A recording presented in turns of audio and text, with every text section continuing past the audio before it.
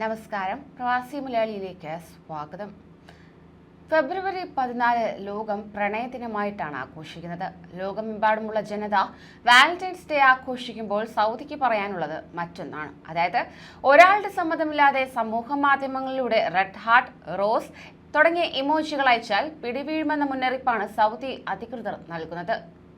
സൗദിയിലാണ് ഇതിനെ കുറ്റകൃത്യമായി കണക്കാക്കുന്നത്. അതായത് 2 വർഷം തടവും 1 ലക്ഷം റിയാൽ പിഴയും ശിക്ഷ ലഭിച്ചേക്കാം. റെഡ് ഹാർട്ട്, റോസ് ചിഹ്നങ്ങൾ പോലുള്ളവയും മറ്റു സമാന അർത്ഥങ്ങളുള്ള ചിഹ്നങ്ങളും മറ്റും ആർക്കാണോ അയക്കുന്നത് അത് അവർക്ക് ബുദ്ധിമുട്ടുണ്ടാക്കുകയും അവരെ അസ്വസ്ഥരാക്കുകയും ചെയ്താൽ അത് ഉപദ്രവിക്കുന്ന കുറ്റകൃത്യമായി കണക്കാക്കും. കുറ്റകൃത്യങ്ങൾ കണ്ടെത്തുന്നതിലെ വിദഗ്ധനായ അൽമോതാസ് കുദ്ബിയാണ് ഒരു മാധ്യമത്തിന് നൽകിയ അഭിമുഖത്തിൽ ഇത് സംബന്ധിച്ച വിവരം കൈമാറിയത്. സൗദി ആന്റി ഫ്രോഡ് അസോസിയേഷൻ അംഗവും വിവരസാങ്കേതിക രംഗത്തെ വിദഗ്ധനുമാണ് അദ്ദേഹം. ഒരു വ്യക്തിയിൽ നിന്ന് മറ്റൊരാളിലേക്ക് ലൈംഗികാർത്ഥമുള്ള ഏതൊരു പ്രവൃത്തിയോ അടയാളമോ അയച്ചാലും പീഡനം എന്ന കുറ്റകൃത്യത്തിൽ വരും.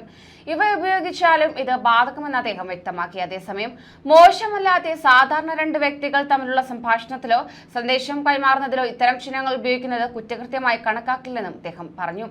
അതേസമയം സൗദിയിൽ ലഹരി മരുന്ന് ഗുളികകൾ പിടികൂടിയിരിക്കുകയാണ്. 2 വ്യത്യസ്ത ഓപ്പറേഷനുകളിലൂടെ രാജ്യത്തേക്ക് കടത്താൻ ശ്രമിച്ച വൻതോതിലുള്ള ലഹരി മരുന്ന് ഗുളികകളാണിവ.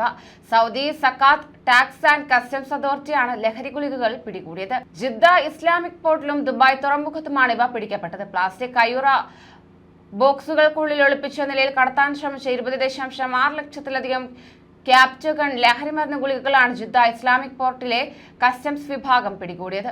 അതേസമയം വ്യാജ യാത്രാരേഖയുമായി ദുബായ് വിമാനത്താവളത്തിലെത്തിയ വിദേശി അറസ്റ്റിലായി. 1 മാസമാണ് ഇയാൾക്ക് ജയിൽ ശിക്ഷ ലഭിക്കുക. 24 വയസ്സുകാരനായ ഇയാൾ വ്യാജ യൂറോപ്യൻ റെസിഡൻസി കാർഡുമായാണ് ഇറ്റലിയിലേക്ക് യാത്ര ചെയ്യാനെത്തിയത്. എന്നാൽ പരിശോധനയിൽ എമിഗ്രേഷൻ ഉദ്യോഗസ്ഥർക്ക് സംശയം തോന്നി. ഇതോടെ ദുബായിൽ വെച്ചാണ് ഇയാൾ പിടിയിലായത്. വ്യാജരേഖയുമായി രാജ്യം ശ്രമിച്ച യുവാവിനെ പിടികൂടിയ എമിഗ്രേഷൻ ഉദ്യോഗസ്ഥർ പിന്നീട് ഇയാളെ പബ്ലിക് പ്രോസിക്യൂഷന് കൈമാറിയിട്ടുണ്ട്. കൂടുതൽ പ്രവാസി വാർത്തകൾക്കായി ഈ ചാനൽ സബ്സ്ക്രൈബ് ചെയ്യൂ.